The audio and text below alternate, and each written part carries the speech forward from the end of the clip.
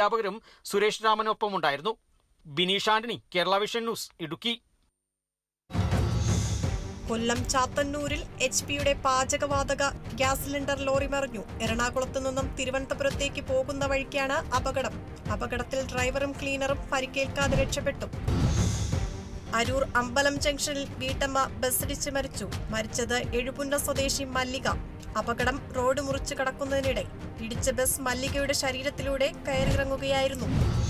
Alappuzha Kuttanad taluk library കൗൺസിലിന് ലഭിച്ച computer secretary KG Mohanpillai Champakkulam public ലൈബ്രറിക്ക് കൈമാറി. ചടങ്ങിൽ block panchayat president MS Sreekanth മുഖ്യപ്രഭാഷണം നടത്തി. Joint secretary P Sathiyamma, executive അംഗം Wilson Padoor, librarian Mary Gregory തുടങ്ങിയവർ സംസാരിച്ചു.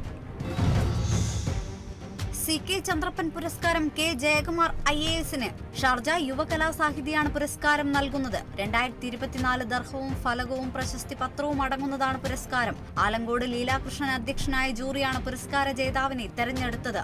സെപ്റ്റംബർ 8-ന് ഷാർജയിൽ നടക്കുന്ന ചടങ്ങിൽ മുൻ കൃഷിമന്ത്രി മുല്ലക്കര രത്നാകരൻ പുരസ്കാരം സമ്മാനിക്കും. തൃശൂർ അക്വാറ്റിക്സ് ക്ലബിലെ വേവ്സ് പാർട്ടി ഹാൾ തൃശൂർ ജില്ലാ കളക്ടർ അർജുൻ പാണ്ഡ്യൻ ഉദ്ഘാടനം ചെയ്തു. ചടങ്ങിൽ വയനാട്ടിലെ ദുരിതാശ്വാസ പ്രവർത്തനങ്ങളുടെ ഭാഗമായി മുഖ്യമന്ത്രിയുടെ ദുരിതാശ്വാസ നിധിയിലേക്കുള്ള അക്വാറ്റിക്സ് ക്ലബിന്റെ ധനസഹായം കൈമാറി. ചടങ്ങിൽ നിരവധി പേർ പങ്കെടുത്തു. Kottayam Changanassery SB higher secondary സ്കൂളിൽ നൂതന സൗകര്യങ്ങളുള്ള ആർട്ടിഫിഷ്യൽ ഇന്റലിജൻസ് കമ്പ്യൂട്ടർ ലാബ് സജ്ജീകരിച്ചു. ഫെഡറൽ ബാങ്കിന്റെ CSR പദ്ധതിയിലൂടെയാണ് ലാബ് സജ്ജീകരിച്ചത്. കോട്ടയം അതിരൂപത വികാരി ജെയിംസ് പാലക്കൽ ലാബ് ഉദ്ഘാടനം ചെയ്തു. Federal bank Kottayam regional bank manager KT Jayachandran ലാബിന്റെ സ്വിച്ച് ഓൺ കർമ്മം നിർവഹിച്ചു. ഗുജറാത്തിലെ സൂറത്തിൽ ലിഫ്റ്റ് അപകടത്തിൽ മലയാളിക്ക് ദാരുണാന്ത്യം. മരിച്ചത് കോട്ടയം കുടമാളൂർ സ്വദേശി രഞ്ജിത്ത് ബാബു. ഹോട്ടലിലെ ലിഫ്റ്റ് പിറ്റിലൂടെ താഴേക്ക് വീണാണ് അപകടം. മൃതദേഹം നാട്ടിലെത്തിക്കും. കോട്ടയം പെരുവയിൽ തിരുവനന്തപുരത്ത് നിന്ന് വെള്ളൂർ KPL കമ്പനിയിലേക്ക് യൂക്കാലിപ്സ് തടി കയറ്റി വന്ന ലോറി നിയന്ത്രണം വിട്ടുമറിഞ്ഞു. ഡ്രൈവർ അത്ഭുതകരമായി രക്ഷപ്പെട്ടു. സമീപത്തെ വ്യാപാര സ്ഥാപനത്തിന് കേടുപാടുകൾ സംഭവിച്ചു. പെൻഷൻ ആവശ്യവുമായി സംയുക്ത യൂണിയനുകളുടെ ആഭിമുഖ്യത്തിൽ ആലപ്പുഴ ക്ഷേമനിധി ഓഫീസിന് മുൻപിൽ ധർണ സംഘടിപ്പിച്ചു.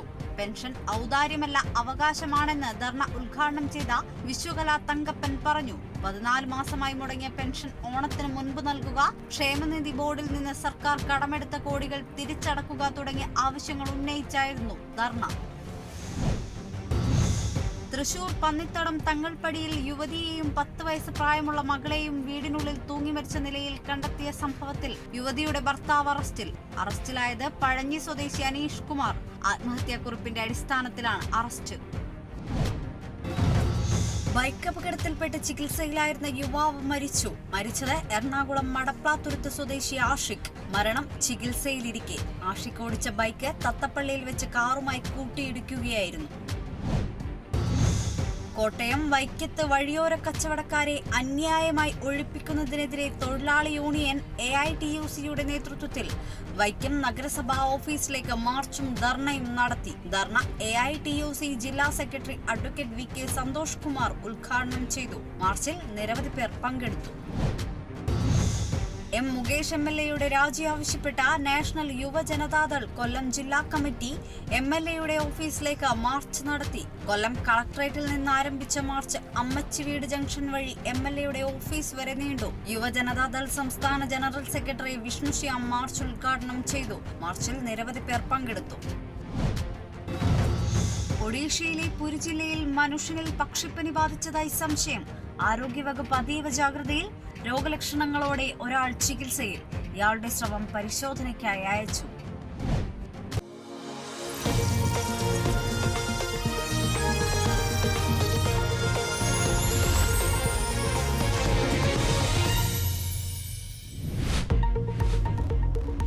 ബലാത്സംഗ പരാതിയിൽ കേസെടുത്തതിന് പിന്നാലെ മുകേഷിന്റെ രാജിക്കായി സമ്മർദ്ദം.